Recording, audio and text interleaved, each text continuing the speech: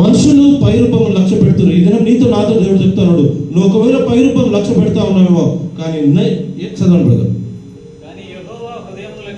యెహోవా హృదయమును లక్ష్య పెట్టును. నీ హృదయాన్ని దేవుడు చూస్తా ఉన్నాడు. నువ్వు ప్రార్థన చేస్తా ఉన్నావు, గంట సేపు ప్రార్థన చేస్తున్నావు, కన్నిటి ప్రార్థన చేస్తా ఉన్నావు, కానీ నీ యొక్క చూపులు పై రూపాన్ని, బాహ్య రూపాన్ని నువ్వు చూస్తా ఉన్నావు.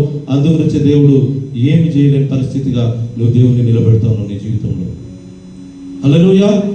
మనం అంటా ఉంటాం, ప్రార్థన చేస్తూ ఉన్నాం, జరుగుతలేదని. కారణం ఏంటంటే నువ్వు మనుషులు లక్ష్య పెట్టినట్లుగా పై రూపంలో నీకున్న పరిస్థితుల్లో నువ్వు ఎప్పుడు కూడా నీ ఫోకస్ పెట్టినందుకు నీ ప్రార్థన ఆయన సన్నిధికి చేరుతలేదు. మరి ఎప్పుడైతే నువ్వు సూటిగా నమ్మకంగా ఆయన పాద సన్నిధిలో నువ్వు ఉన్నప్పుడు నువ్వు ప్రార్థన చేస్తావో, అప్పుడు నీ హృదయాన్ని ఎరిగిన దేవుడు నీ జీవితంలో ఆయన కార్యాలను మొదలు పెట్టే దేవుడు. హల్లెలూయా. చదవండి. అయిపోయిందా? 10th verse చదవండి. 10th verse. ఇది అయిపోయిన తర్వాత నెక్స్ట్ సమయాలు చేస్తా ఉన్నాడు. చూడండి, చదవండి, జాగ్రత్తగా వినండి.